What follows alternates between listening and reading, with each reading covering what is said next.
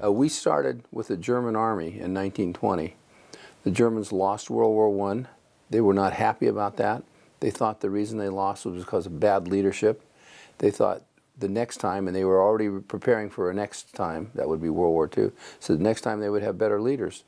So in the early 1920s, they invented the Modern Assessment Center, which is a 2.5-day procedure with multiple assessment tasks and a cohort, and candidates would come through and be evaluated, and at the end of that they would say, you're good, you're not, you're good, you're not. They would, and it was quite popular, so that by 1928 they were processing over 100,000 applicants a year, and they had like 5 or 6 assessment centers all over Germany.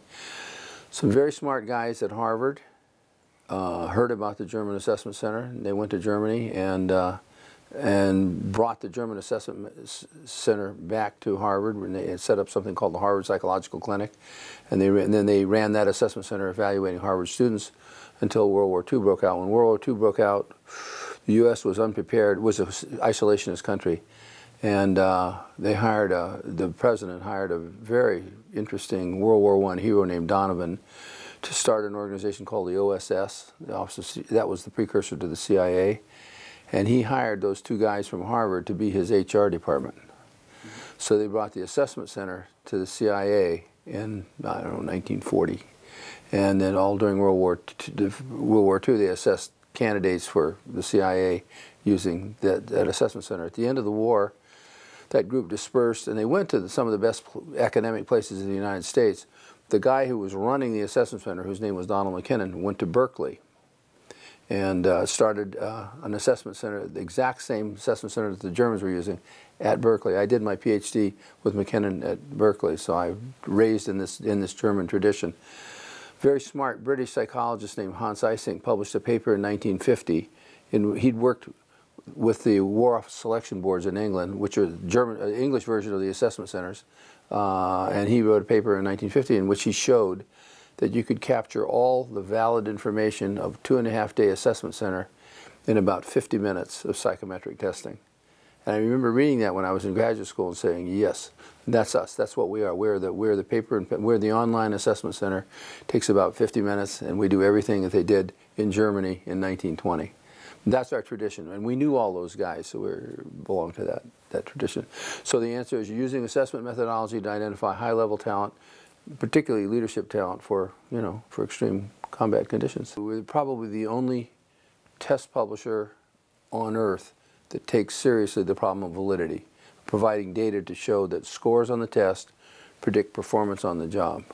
We have the largest research staff, I guess, in the world, and that's what we do. We never sell tests without demonstrating that they actually work. Most of our competitors don't pay any attention. They just make up tests and sell them. And if you ask them about validity, they say, that's a problem for somebody else.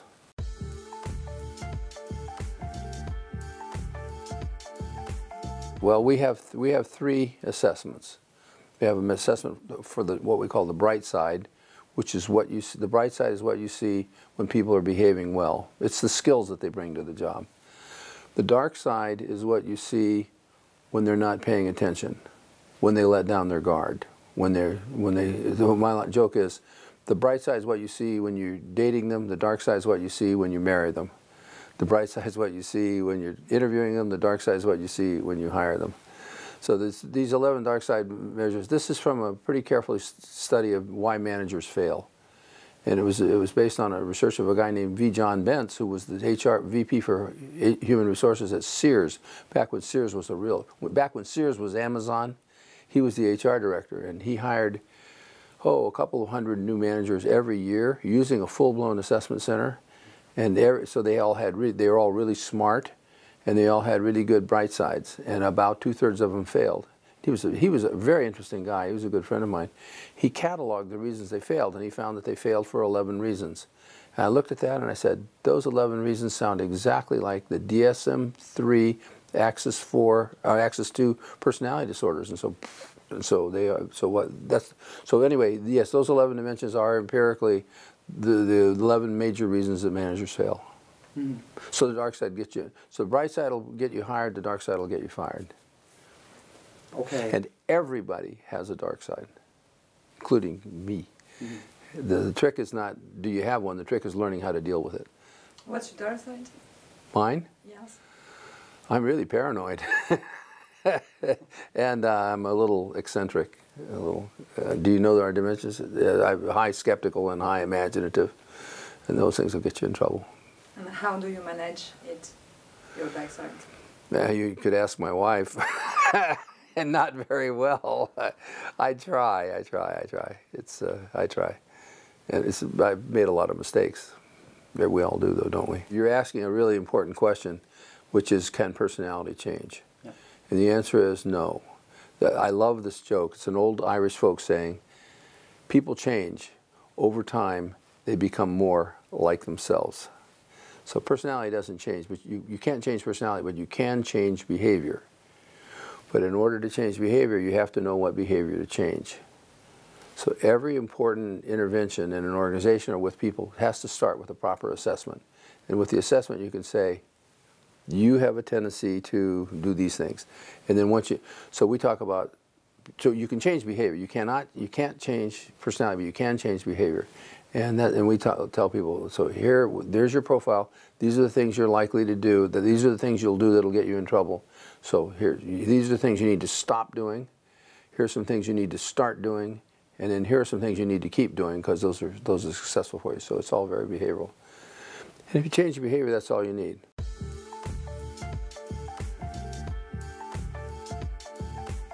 Well, it is the case that organizations very often promote the most talented technical guy into the next job, and then they lose a good technical guy and they get a bad manager. And I would say, with regard to that manager, you said, what should he ask himself? No, what should he ask his friends? Because they'll know. He won't know. They know what you're good at. You don't. If you're asking yourself, you're doing introspection. You need to ask people who know you. Can I handle this? Blah, blah, blah. But that takes courage. What is personality? Well, we talk about personality in terms of identity and reputation. Identity is the person you think you are. Reputation is the person we think you are. You can't learn anything useful about yourself by introspection. The only useful information you can get about yourself is from other people. It's from observer ratings. The description over the tomb of the Cumean Sibyl in ancient Greece, it says, in Greek it says, know thyself. Socrates says, know thyself. It turns out Socrates and Freud meant very different things by self-knowledge. Freud meant navel-gazing. Socrates meant by self-knowledge understanding your own performance limitations, as in a man ought to know his limitations. So for Socrates, self-knowledge was about knowing what you're good at and what you're not good at. And that's important information. If you're playing tennis, you have a weak backhand, keep the ball off your backhand. If you have a tendency to get emotionally upset, do things to keep yourself from, find ways to keep from getting upset. Drink or whatever.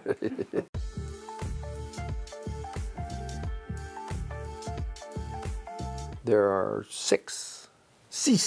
Il y a six, précisément. The first and most important at the bottom is honesty or integrity.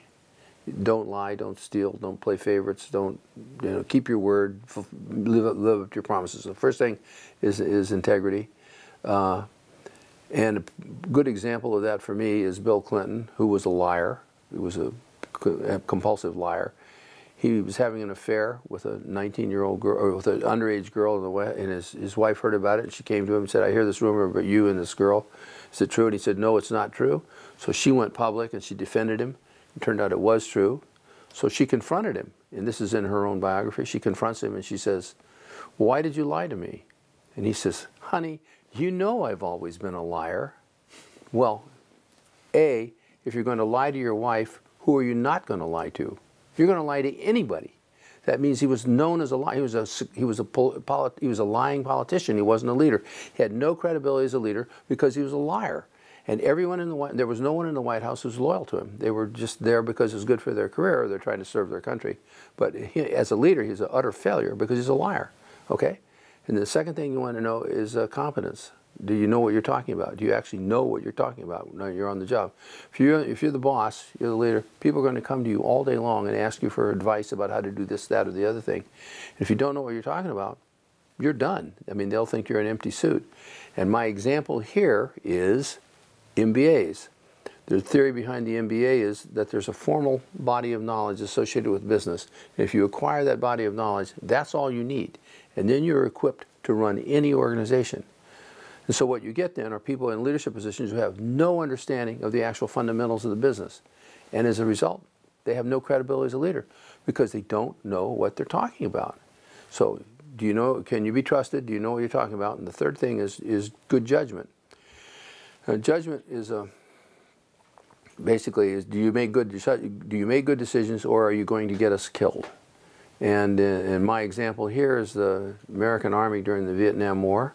Something like 6,000 junior officers were killed by their own troops because the troops thought the officers were going to get them killed. I mean, the troops got together and said, he's crazy, he's going to get us killed. You're walking in the jungle at night, boom, oop, he stepped on a landmine. Sorry about that. Lo siento mucho, pero. So, can you be trusted? Do you know what you're talking about? Are you going to get us killed? And then the fourth, so it's integrity, confidence, good judgment, and then the fourth thing is vision. Can you tell people why what you're doing makes sense?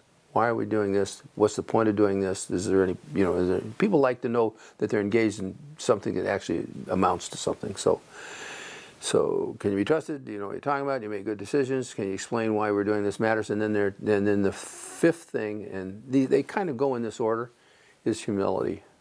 Really great leaders are 100% humble. Now, you can be humble and still be charismatic. So charisma only is not, so charisma is a part of, so humble, humility, can you admit when you make mistakes, can you laugh at yourself, you take yourself. So judgment is about making, it's impossible to make good decisions in business because you never have enough time and so 50% of all business decisions are wrong. So the smart ones are the guys who can say, that was a mistake, we need to change it. And it takes humility to be able to say, that was a mistake, we got to change it. So humility, and then the last thing that's important is just being really, really competitive. Wanting to win, wanting your team to win, wanting to defeat those guys. I always say, every penny our competitors make belongs to me. Every penny, it's my money. They're just getting it under false pretenses. So that you need that. I'm talking now. I mean, there are real data on this. The really successful CEOs are humble and really humble and understated. Listen to their staff, delegate it properly, and are really fiercely competitive, which is why they work so hard.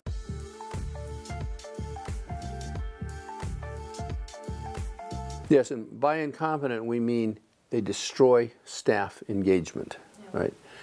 Because they use interviews, and in particular because they're looking for charisma. They're looking for a sparkle. So if you've got a lineup, you've got 6 candidates, they'll hire the one who's most charismatic because they think charisma is really important. Well, it turns out we can measure charisma. We know how to do that. And you can measure narcissism. And charisma and narcissism are highly correlated in leadership samples. So when you hire for charisma, you're hiring for narcissism. And what do you get with a narcissist? You get someone who won't listen, who never makes a mistake, who takes more credit for success than is fair, blames all of his or her mistakes on the staff, makes wild, crazy, exaggerated bets, spends money recklessly. You had a really famous case here from about 10 years ago, a guy who owned the water company, and he wanted to turn it into... Jean-Marie Messier. Yeah. He was a classic narcissist, and he absolutely ruined that company. And it's a really famous case, and it's exactly what I'm talking about. I mean, the board hired him because he was so charismatic. What they didn't know is that he was a raving narcissist, and narcissists always ruin companies. So you need to. So the right way to hire to make decisions about these guys is to look at their track record. Were they a successful manager there? Have they built a team? Have they run a successful operation here? That's what you want to see, the track record for performance, not their level of charisma. Which is the level of charisma is one of the favorite characteristics from the point of view of the enterprises. Yes. This And is what they're looking for. And charisma and narcissism are like this. And narcissists always ruin companies.